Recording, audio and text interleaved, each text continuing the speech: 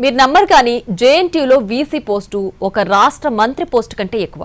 అవును మరి, ఒకటా రెండా వందల కాలేజీల నుంచి వద్దన్న పైసలు, కరెన్సీ కట్టలు కట్టలు తెంచుకుంటాయి. ఖరీదైన గిఫ్ట్లు బంగ్లా ముందు క్యూ కడుతుంటాయి. ఏసీ గదిలో నుంచి వీసీ ఒక చల్లని చూపు చూస్తే చాలు, కాలేజీ కామధేను అవుతుంది, క్యాంపస్ కల్ప వృక్షమైపోతుంది, ల్యాబ్లు జేబులు నింపుతాయి. 290 కాలేజీల నుంచి 3 నెలలకోసారి 6 నెలలకోసారి లక్షలకు లక్షలు ముడుపులు వద్దన్నా అందుతుంటే ఎవరు మాత్రం జేఎన్టీయూ వీసీ పోస్టును కోరుకోరు? రిజిస్ట్రార్ కావాలని ఎవరు మాత్రం ఆరాటపడరు? కనీసం వార్డెనైనా కావాలని కళ్ళు కంటారు. ఆ అవినీతి పరంపరను, ఆ కరప్షన్ లెగసీని ఎందరో వీసీలు, రిజిస్ట్రార్లు, రెక్టార్లు కంటిన్యూ చేశారు.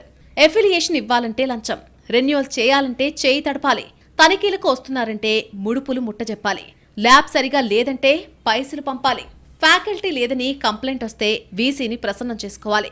అటెండెన్స్ నుంచి ఇండెంట్ వరకు ఉపకులపతి పరపతే వేరు. ఇలా అనేక ఆదాయ మార్గాలు. ఆమ్యామ్యాలకు అలవాటు పడి అధ్యాపకులంతా చదువును అటకెక్కించారు.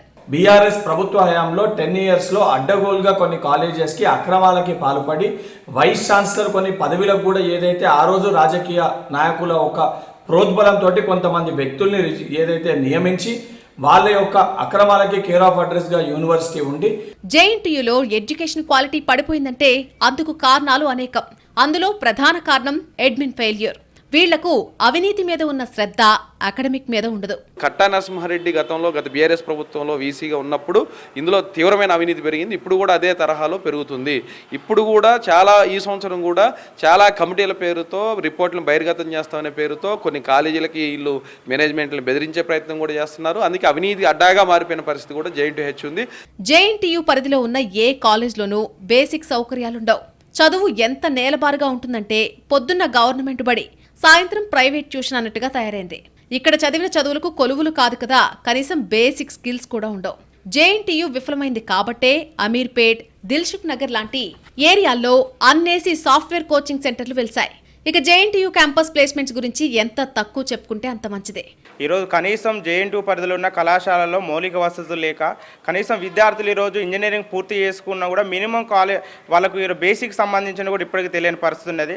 దానిలో భాగంగానే ఇంజనీరింగ్ పూర్తి చేసుకున్నాక ఈరోజు సిఎస్సి చదువుతున్న విద్యార్థులు ఈరోజు హైదరాబాద్కి వచ్చి ఈరోజు ప్రైవేట్ కోచింగ్ సెంటర్లలో ఈరోజు సాఫ్ట్వేర్ ఉద్యోగం కోసం ఈరోజు కోచింగ్ తీసుకుంటున్న పరిస్థితి రాష్ట్రంలో కనిపిస్తున్నది. ఈ 11 ఏళ్లలో హైదరాబాద్ జేఎన్టీయూ సర్వం పొలిటికల్ మయమైపోయింది. మొత్తంగా 290 కాలేజీల దాకా ఉంటే అందులో 175 రాజకీయ నాయకులవే. కొన్ని కాలేజీలైతే పేపర్ల మీదే ఉంటాయి, ఫిజికల్ గా బిల్డింగే ఉండదు. అనుమతులకు అర్హత ఉన్నవి ఓవరాల్ గా 40 నుంచి 50 ఉంటాయంతే. మిగిలిందంతా లాబింగ్, మ్యానిపులేటింగే. ఎమ్మెల్యేలవి, ఎంపీలవి, మంత్రులవి, రాజకీయ నాయకులవే 99% వాళ్ళే ఉన్నాయి. అంటే ఏఐసిటికి సంబంధించినటువంటి ఇక్కడ తెలంగాణలో ఉన్నటువంటి కాలేజీలకు ఎటువంటి ఫిజికల్గా అంటే ప్రత్యక్షంగా వచ్చి విచారణ ఇన్స్పెక్షన్ చేయకుండా వాళ్ళు పర్మిషన్లు ఇవ్వడంతో ఆ పర్మిషన్లు ఏఐసిటి పర్మిషన్ అడ్డం పెట్టుకొని జేఎన్టీయూలో ఉన్నటువంటి అధికారులపైన ఒత్తిడి తీసుకొచ్చినటువంటి పరిస్థితి ఈ తెలంగాణ రాష్ట్రంలో ఉన్నది. విద్యను లాభసాటి వ్యాపారంగా ఎలా మార్చాలో పెన్ను పట్టి నేర్పింది జేఎన్టీయూ. సర్కారు సైడ్ నుంచి కూడా తప్పుంది. ఎందుకంటే ఎమ్మెల్యేలు, మంత్రులంతా కాలేజ్ ఓనర్లే. ఇంకేం అజమాయిషీ, ఇంకెక్కడే అదుపాజ్ఞ. అందుకే నైపుణ్యం, ప్లేస్మెంట్ రేషియో దారుణంగా పడిపోయింది. పెద్దోళ్లతో ఒక్క మాట చెప్పిస్తే ఎఫిలియేషన్, అటానమస్ తెల్లారే కాళ్ల దగ్గరికి వస్తాయి. అలా వచ్చిన అటానమస్ కాలేజీలు తమ పరిధి దాటి వ్యవహరిస్తాయి. ఆ విషయాలేవి ప్రభుత్వం దృష్టికి వెళ్ళినా యాక్షన్ ఉండదు.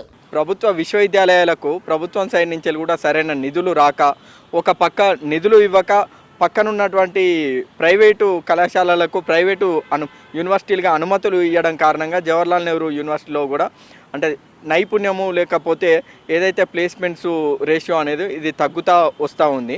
డేటాబేస్ ఎడిట్ చేసి మార్కులు ట్యాంపరింగ్ చేసిన ఘన చరిత్ర జేఎన్టీయూ అనుబంధ కాలేజీలదే.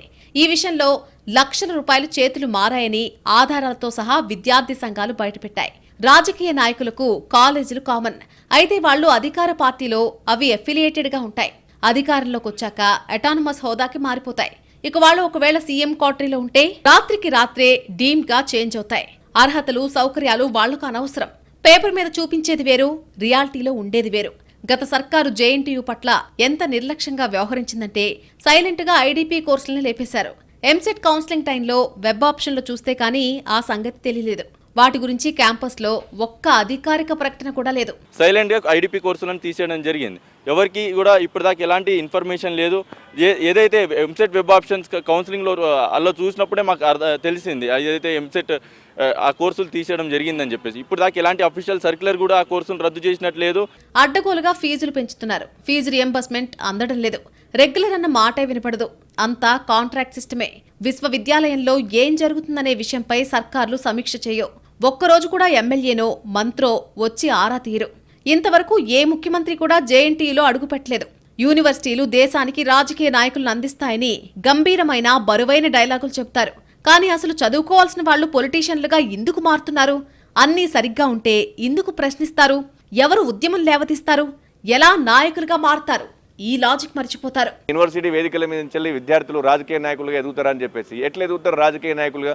ఇక్కడ ఫెసిలిటీస్ లేనప్పుడు, మౌలిక సదుపాయాలు లేనప్పుడు ఇక్కడ విద్యార్థికి ఆహ్లాదకరమైనటువంటి వాతావరణం ఉండాలి, మంచి ఫుడ్ ఉండాలి, మంచి హెల్త్ ఉండాలి. ఉన్నప్పుడు వాడు మంచిగా చదువుకొని ఉన్నత స్థాయికి ఎదిగేటువంటి అవకాశాలు ఉంటుంది. ఇది ఒక టెక్నికల్ యూనివర్సిటీ అన్నారు. టెక్నికల్ సంబంధించినటువంటి పరిశోధన సంబంధించినటువంటి ఇక్కడ ఏమైనా కేంద్రాలు ఉన్నాయా లేవా? ఇక్కడ యూనివర్సిటీకి సంబంధించిన బయట నుంచి చాలామంది అప్లికేటెడ్ కాలేజెస్ చాలా ఉన్నాయి. సో అక్కడ ఉన్నటువంటి కాలేజెస్ కూడా అక్రమాలకు తెరలేపుతుంది ఇక్కడ జేఎన్టీ నుంచి వెళ్ళి. టెక్నికల్ యూనివర్సిటీ అంటారు. అందులో ఏ టెక్నాలజీ ఉండదు, ఆందోళన తప్ప ఆవిష్కరణ ఉండదు. ఇన్నోవేషన్, ఇంక్యుబేషన్ లాంటి పదాలు వాళ్ళ డిక్షనరీలోనే కనిపించవు. హాస్టళ్ల గురించి ఎంత తక్కువ చెప్పుకుంటే అంత మంచిదే. ముఖ్యంగా లేడీస్ హాస్టల్స్ పరమ దరిద్రంగా ఉంటాయి. తాగడానికి నీళ్లుండవు. క్యాంటీన్ నాసిరకం. అర్ధరాత్రి వాటర్ బాటిల్ పట్టుకుని అమ్మాయిలు ఫ్లోర్లు తిరుగుతూ ఉంటారు. మెస్ టెండర్లలో ఎఫ్ఐఆర్లు బుక్ అయ్యి కేసులు అయినటువంటి కంపెనీలకు 3 సార్లు డిస్క్వాలిఫై అయినటువంటి కంపెనీలను తీసుకొచ్చేసేసేసి ఇవాళ మెస్సులన్నీ అప్పచెప్పేసేసేసి దందా లేపిండు చంద్రశేఖర్ అండ్ శ్రీనివాసులు. దీని మీద 2 కేసులు పడ్డా కానీ వాళ్ళను బదనాం చేస్తూ అది చేస్తున్నాడు తప్ప కానీ ఒక ఆఫీసర్ లాగా లేకపోతే పారదర్శకతతోటి వ్యవహరించే పని లేకుండా పోతున్నది. ఎక్కడ పక్కకు చూసుకుంటే మురుగు ప్రవాహం అయి పారుతున్నది. అటుపక్కకు చూసుకుంటే హాస్టల్లో కనీస నైతికమైనటువంటి మినిమం కామన్ ఫెసిలిటీస్ లేకుండా పోతున్నది. ఇవి పట్టించుకునే నాదుడు లేకుండా పోయినాడు.